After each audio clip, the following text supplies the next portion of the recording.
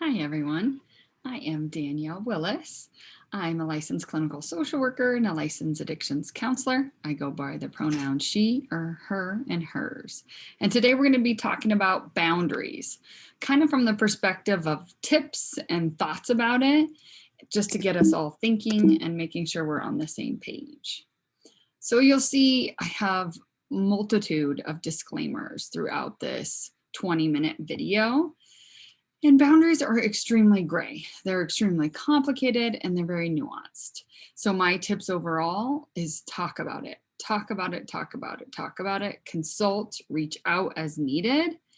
And this can be a heavy topic. Sometimes our boundaries are pushed in different roles that we hold, and that can get very complicated for how we show up to our work as a helping professional. To start, before we can even think about boundaries, we have to think a lot about ethics, right? They're founded in our ethical codes. Many of us come from different ethical codes. For me, I'm a social worker, so I utilize the NASW Code of Ethics to guide my practice. Also with my LAC, I use the NADAC Code of Ethics to guide my practice. But I did provide a link on here for the Human Service Provider Ethical Code that really is overarching for any of us volunteering, working, and functioning in the human service sector. It's phenomenal. They really all mirror each other so much these days. Everyone is on the same page, so please take a peek at those links. In addition to this video, I'll also provide the slides that have a lot of links embedded.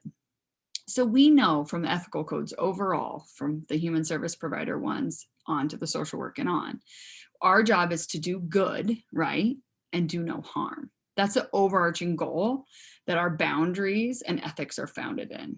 Also, we need to function in fidelity and responsibility to ourselves, those we serve, our profession, our agency, and the laws, of course. We're going to follow integrity. And integrity, to me, one of my favorite definitions is doing what's right when no one's looking, right? We're going to honor justice and fairness. To me, it's equitability. We can't always be equal, but we can find our way to equity, meaning we're going to serve everyone in the way that they need to be served, understanding that's not always exactly the same for all.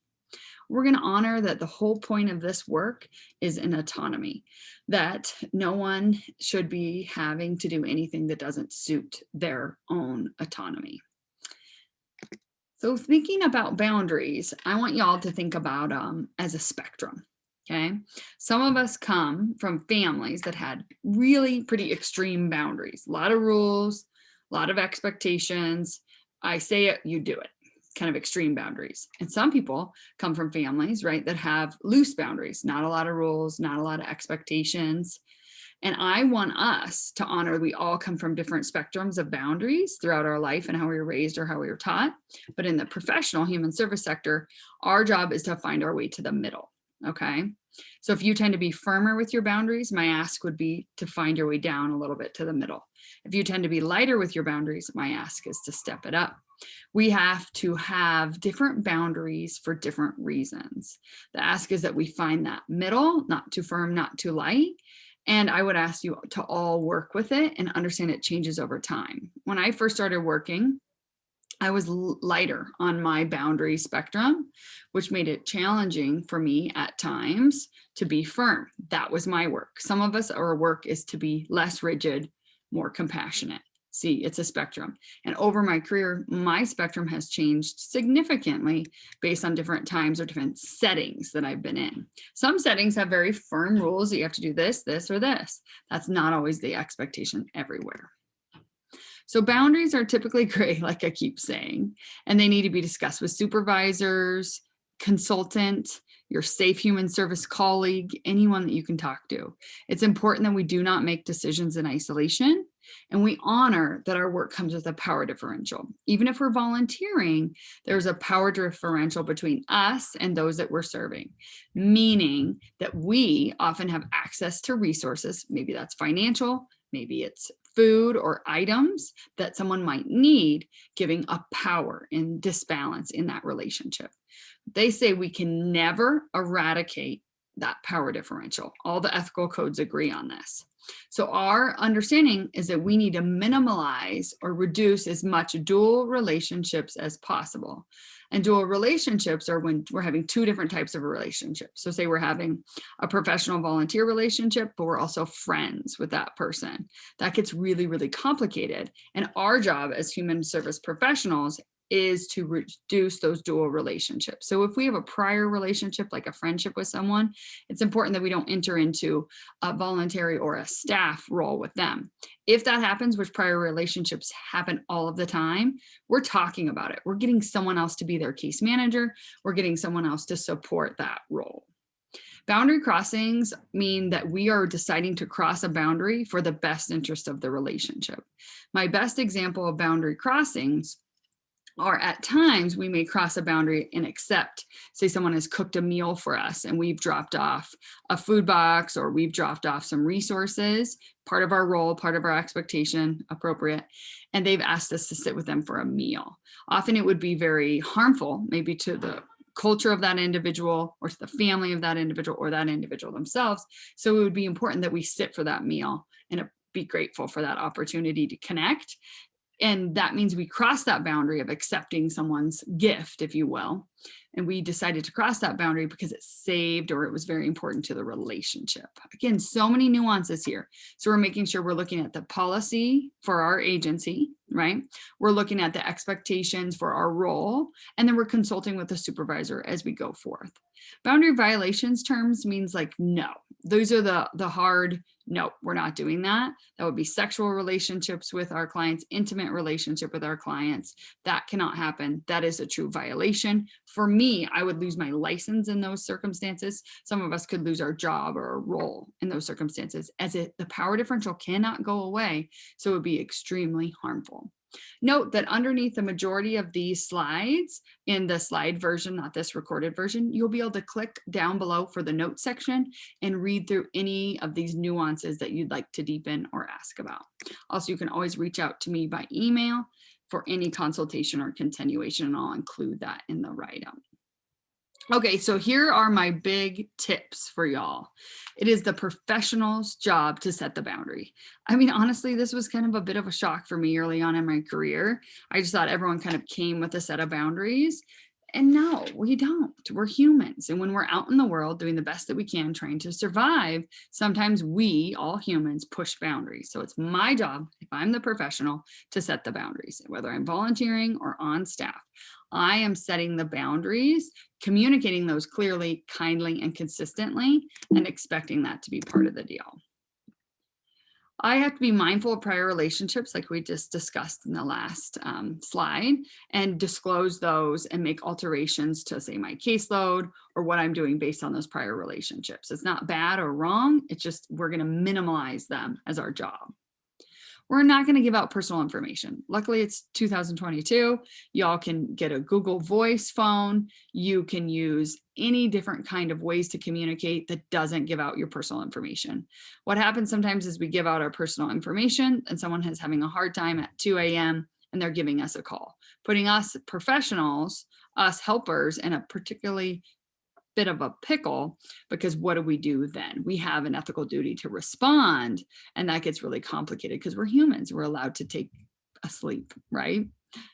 Okay, no sexual relationships we talked about as a violation. Friendships are a no. It really becomes extremely complicated because it creates that dual relationship and different expectations, and we cannot eradicate that friend or that friendship or that other relationship.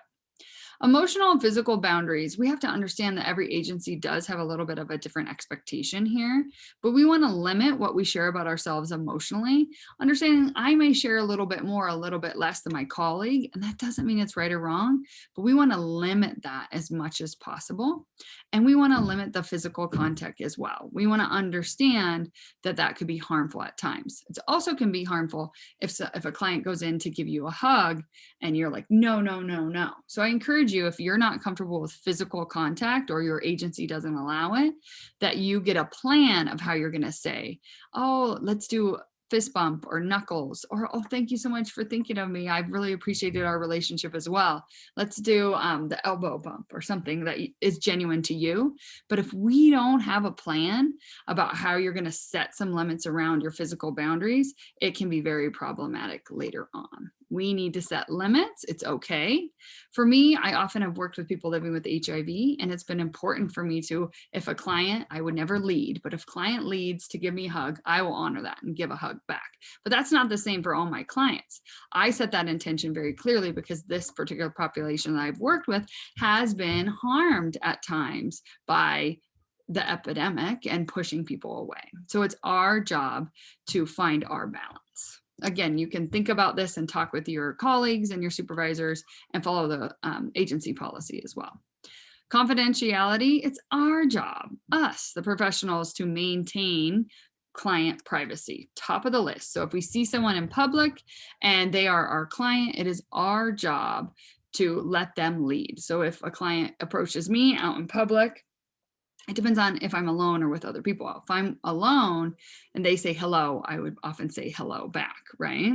And let the client lead. And I want to talk to them about this ahead, if at all possible. That doesn't always work out in our brief interaction roles, such as prevention, or if we're doing quick brief interaction around case management. But if we can talk about this at a time, that is better. It is our job to set that. So if I'm with other people and a client approaches me, that gets challenging because I couldn't protect their confidentiality. So that is of my utmost importance to maybe get away from those other people, protect their confidentiality. That is our job. Gifts, right? We need to follow the agency handbook here. Okay, often we say overall, it's okay to accept homemade food or small items and not larger items at all. Often there's a price limit on this, and we have a price limit on this. So I would encourage you all to think about this. And my language is always, can you accept it on behalf of the whole agency? Your client has baked you some cookies. Are you willing to accept those and share them with your colleagues and staff? That is a different conversation. And again, we're maybe doing a boundary crossing to sustain their relationship, not to like create harm. There is our main goal. But again, follow the agency handbook and be mindful to think through, if you're going to cross a boundary, who you're going to talk to, who you're going to consult with, and why. Is it for the sake of the relationship, or is it about me? If it becomes about me, if any of these boundaries become about me, we know that we've got something to talk about. It's our job to set boundaries, but again, it's for the sake of the client, because boundaries are to serve our clients in an equitable way, meaning we want to meet everyone where they're at. And I often ask myself, is this something I would do for every single client that I see? And if that's not doable, then often I need to set a boundary and say no. These are my thoughts for y'all to be thinking about. And then we can always talk about them in group supervision, or you can reach out as needed. So there's gray areas around all of this, and it's a spectrum, okay? And we need to understand we can be thoughtful with talking with our supervisors. It's really essential we don't work in isolation. I know I'm repetitive, but that's the top of the list to me. And self-disclosure, I want to talk a little bit about. So what we share about us is truly boundary linked. You'll see in many of these videos that we'll go over, they cross and touch, right? So self-disclosure, less is often more. And always you're asking yourself, why am I sharing this information, right? Is it because I want a hardwire connection, right? Is it because I want to connect with them? Or is it because I genuinely think it would serve the person I'm working with? Often, honestly, team, it's because we want a hardwire connection. So less is more. We're not going to be cold and distant and shut ourselves off by setting a boundary and not self-disclosing, but you might share a less version of something, okay? I hear some articles and videos for y'all to review. I really want you to honor that boundaries are set in empathy, and they are set in empathy. That's the biggest piece. Boundaries are set in empathy. Okay, so we want to understand that it's the professional jobs to set the boundaries. I have an article here for you to look at. It's similar to the tips that we've reviewed, but there might be something that resonates really well with you. And then, of course, I love Brene Brown. You see that in the empathy clip for y'all to check out, which I think is honoring our boundary setting, but also discussing boundaries. There's a video there as well. So I want to be mindful to have some takeaways for y'all to sit with and think on. We're self-assessing all the time. We're asking ourselves, why am I sharing this? Who would this serve? can I serve everyone by making this decision? We're consulting. We're communicating. We're not working in isolation, and we're doing safety assessments in our boundaries as well. If we're going out to do home visits, 2 of us are going, right? If that's not possible, how are you communicating where you are, when you are, so there's safety involved? Safety is top of the list. Part of the reason we set boundaries. We need to ensure everyone can keep doing this work for a very long time. And in order to do that, we must keep you all safe. We must ensure that you're not having burnout. We must ensure that you're self-assessing and saying, I need to talk to someone else about this. This isn't sitting right. And then we just need to be mindful overall to think through some scenarios. And we'll have those available to y'all per request and in group supervision. Thank you all for your time today. I see you and appreciate you. Take care. Reach out.